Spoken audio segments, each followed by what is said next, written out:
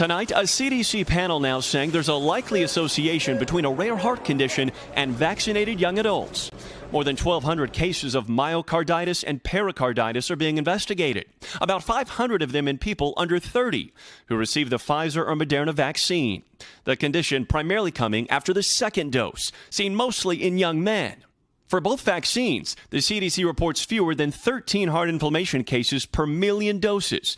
The majority of cases appear to be mild.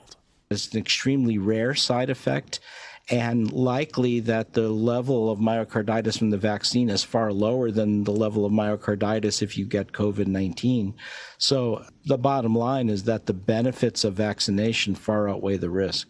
Medical experts focusing on vaccine benefits as COVID's Delta variant spreads worldwide, with U.S. cases of the strain doubling in just the last 2 weeks. You would expect just the doubling time, in several weeks to a month or so, it's going to be quite dominant.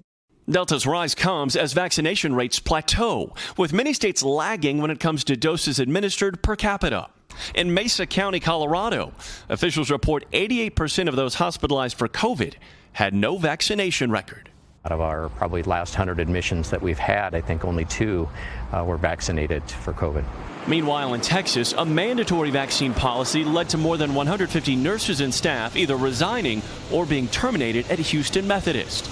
Nurse manager Sarah Pica filed a religious and medical exemption, but she says both were denied. As a nurse, I would never force my own beliefs onto somebody else, saying you should do this, you shouldn't do this.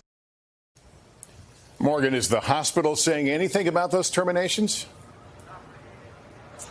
Yeah, Lester, tonight they are standing behind this policy. The CEO recently telling me that this all comes down to safety for both the community and the patients.